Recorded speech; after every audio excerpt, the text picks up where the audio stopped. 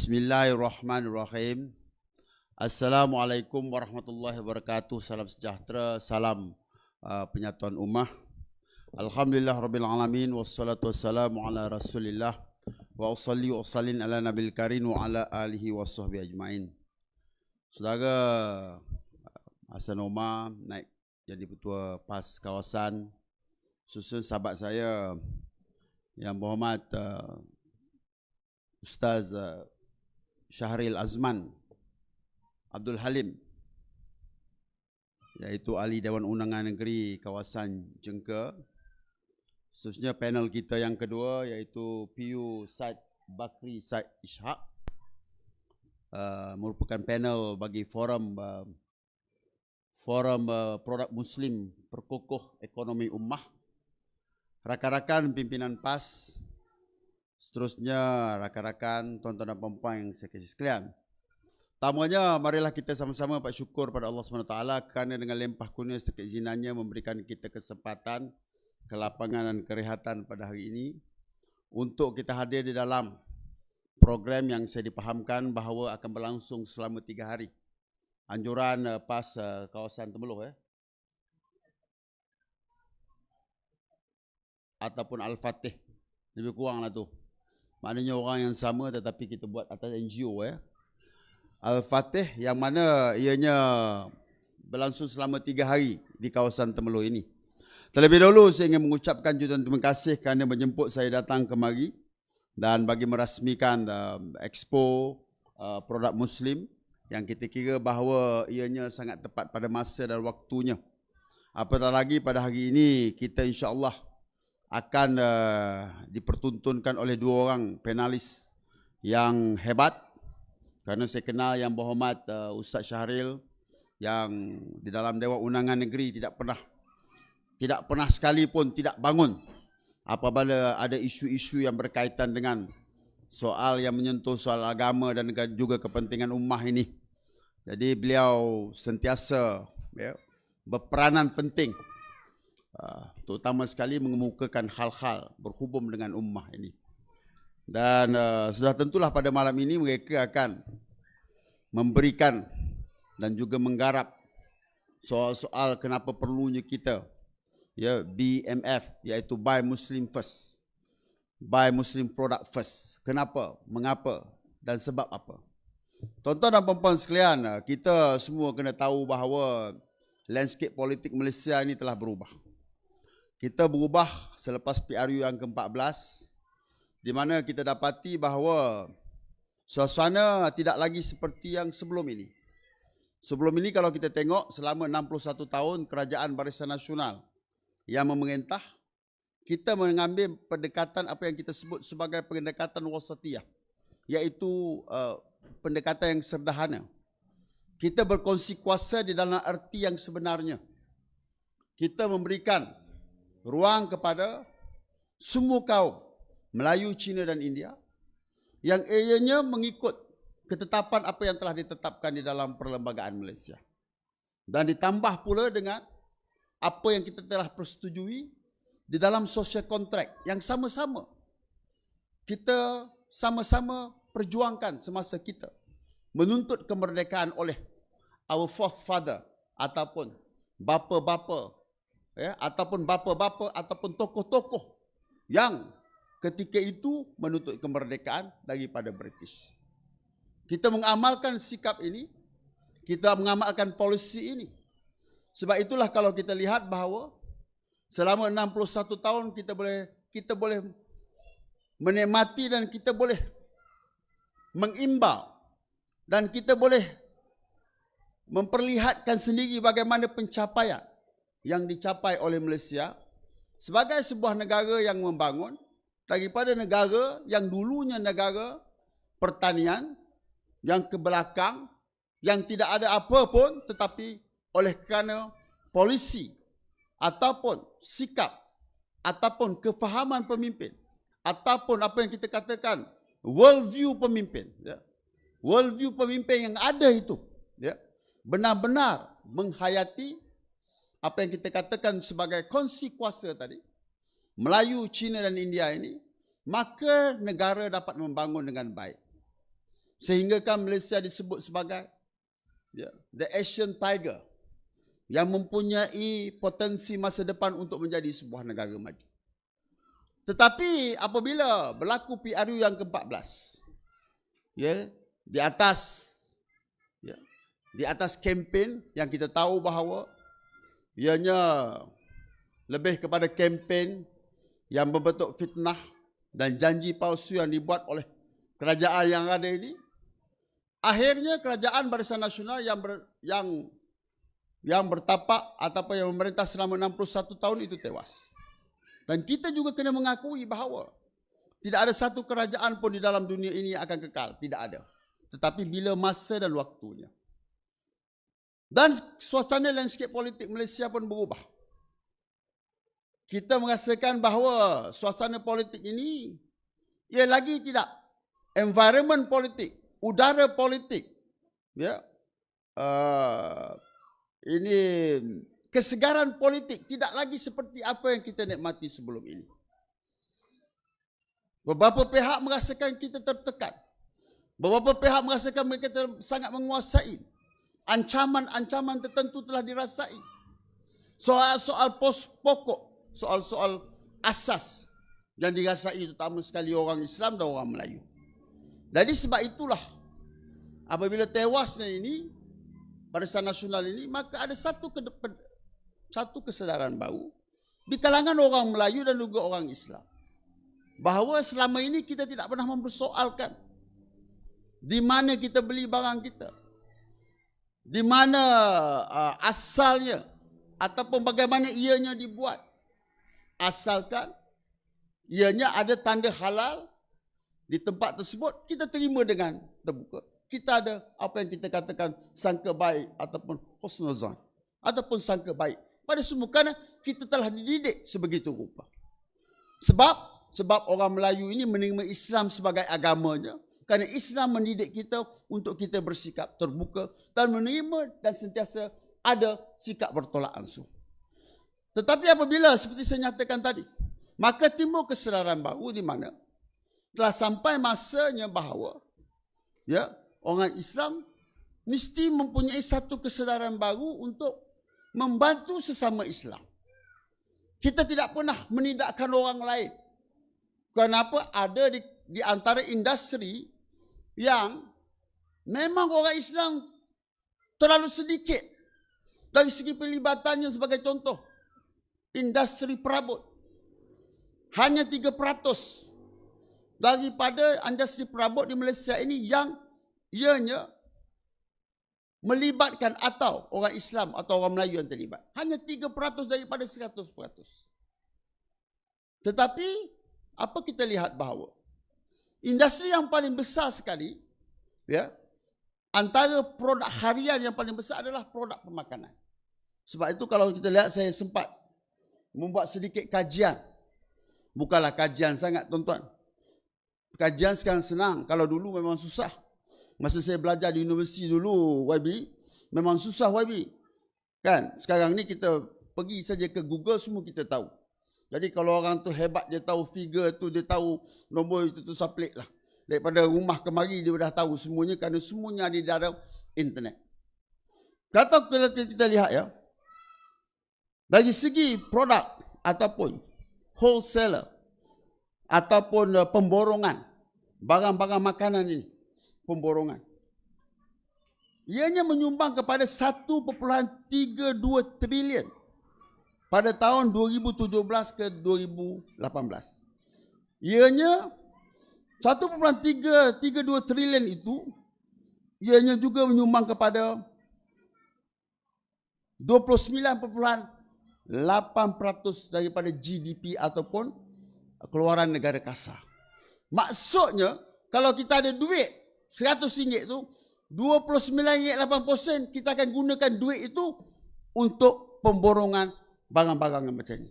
Wholesaler dan retailer. Ataupun pemborongan dan peruncukan. Maknanya kita beri barang makanan. Dan saya nak sebut juga bahawa orang Muslim, ini saya nak sebut ini produk orang Islam, orang Islam. Produk Islam adalah sebanyak 382 bilion. 382 bilion ini maknanya 29,8%. Itu produk kita. Dan kalau kita kalikan, daripada kalau kita bagikan, maknanya setiap orang Melayu, kerana di Malaysia ini ada 69% atau 70% akan menyumbang kepada RM18,000 setahun. Tuan-tuan. RM18,000 setahun setiap orang menyumbang kepada ini buy Muslim First ini. Ataupun produk-produk makanan ini. Jadi sebab itulah tuan-tuan dan puan-puan sekalian, sebenarnya perkara ini sangat krusial. Sebab itulah kalau kita tengok, menteri-menteri, terutama sekali menteri-menteri daripada kerajaan, mereka sangat panik apabila kita membuat. Kita buat kempen pun. Kita tak pernah kempen pun. Ini adalah kesedaran daripada grassroots, daripada akar umbi, yang merasakan bahawa seperti biasa apabila kamu tekan, apabila kamu melakukan kezaliman, apabila kamu melakukan ketidakkeadilan, maka akan ada reaksi daripada pihak yang lain. Ini adalah fitrah manusia. Jadi sebab itulah tuan-tuan dan puan-puan sekalian, jika sekiranya kita terus menyokong tuan-tuan dan puan-puan sekalian, saya nak maklumkan bahawa setiap bulan kita berbelanja lebih kurang 46,5 bilion ringgit. Ini barang-barang yang kita beli ni tuan-tuan dan puan-puan sekalian. Cuba kita bayangkan. 46,5 bilion ringgit. Jadi kuasa beli kita sangat besar. 29%, 30% daripada pengeluaran negara kasar kita.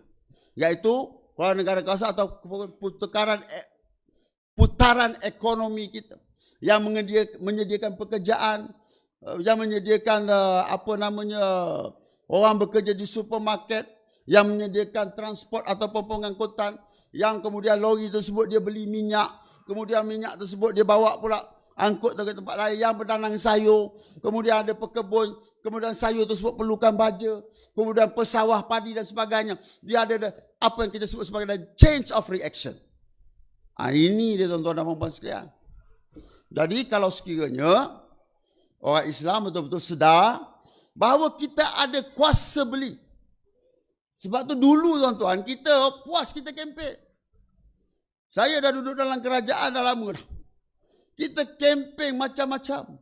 Kita bagi tahu bahawa pengguna mempunyai kuasa orang. Pengguna mempunyai kuasa beli. Pengguna mempunyai kuasa untuk memilih yang mana. Orang tak pelik pun masa tu. Ini Tuan Haji Hassan. Orang tak kisah. Tapi sekarang alhamdulillah satu kesedaran. Jadi pada kita ini sebagai alternatif. Ya. Ada tempat yang kita rasakan bahawa kita terpaksa beli tempat lain, kita beli. Tetapi kalau ada tempat, kalau sekiranya kita boleh beli kepada tempat-tempat yang orang Islam atau orang Melayu, silakan. Tapi kalau mereka tak nak beli pun tak apa. Kita tidak pernah paksa. Dan kita tidak pernah ada pun perkataan untuk boykot mana-mana kedai, mana-mana supermarket ataupun mana-mana penjual atau mana-mana tempat pun. Tak ada. Sebab bukan itu niat kita. Kerana kalau kita tahu bahawa selama ini, sama ada orang Melayu ke Cina ke India ke, dan yang menguasai ekonomi adalah orang Cina, kita tidak pernah mempertikaikan kekayaan yang mereka ada di Malaysia ni. Ya, kita tak pernah mempertikaikan. Sebab mereka rajin bekerja. Sebab apa? Mereka bersungguh-sungguh. Dan saya nak bagi tahu juga, bahawa halal, produk halal yang kita ekspor.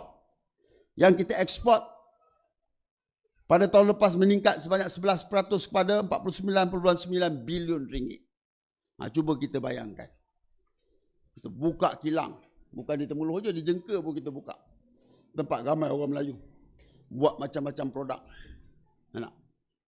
Dan sudah tentulah ianya akan berjaya jika sekiranya produk tersebut ada pembelinya. any product will be successful if there's a buyer. Apa saja produk akan berjaya jika ada pembelinya. Buat produk macam mana pun kalau tak ada pembelinya, tak mungkin produk tersebut akan berjaya. Jadi mesti ada pembeli. Dan produk tersebut mestilah mengikut apa yang kita katakan, ya, piawaian, standard, kemudian ianya bertepatan dengan rasa dan juga cita rasa yang dikenakan.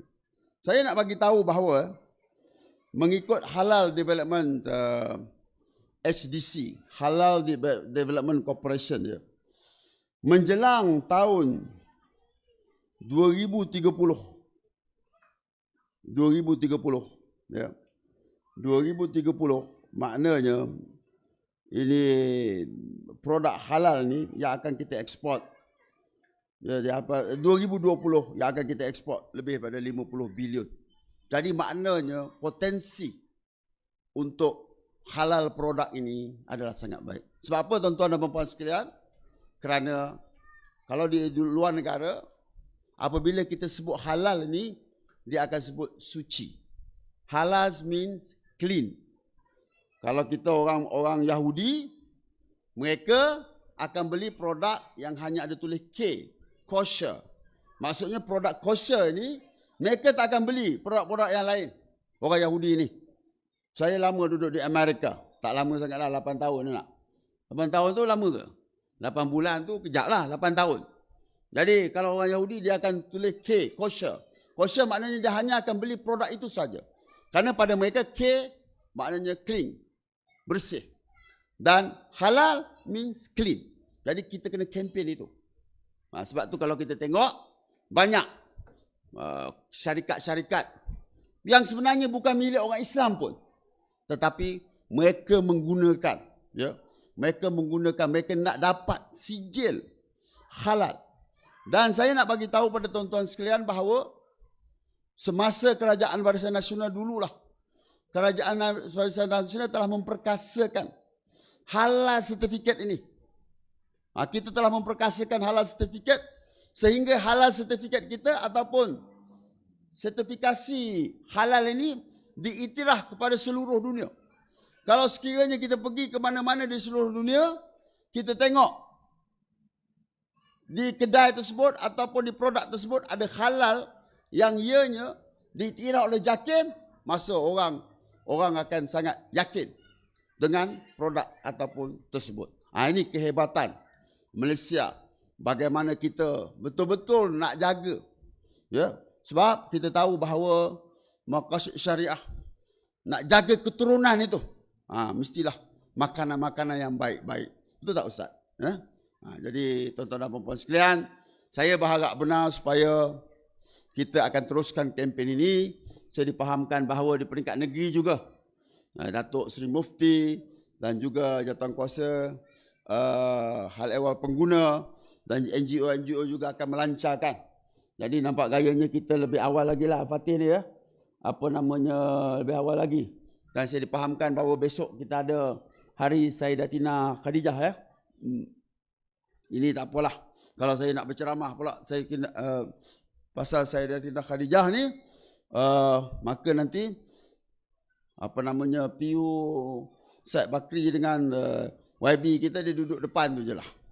Cumanya ini argument yang selalu dibuat oleh orang rumah kita, ya tak?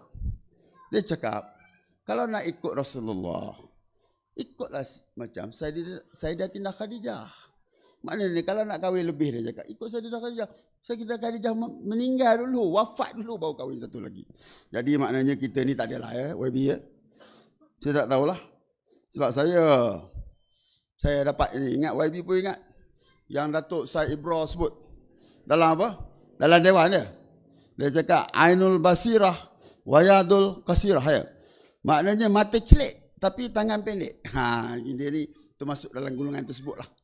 Jadi tuan-tuan dan puan-puan sekalian, saya sekali lagi nak ucap terima kasih dan ucap tahniah kepada pihak Al-Fatih kerana berjaya mengadakan program ini, dan kita harap supaya kita semarakkan. Temerloh ini adalah merupakan titik tengah Semenanjung, the center of Peninsula. Dan Temerloh ini juga adalah merupakan tempat di mana macam-macam sejarah, ya, sejarah perjuangan berlaku. Dan kita harapkan sebagai temuluh ni sebagai pencetus kepada segala-galanya, insya-Allah.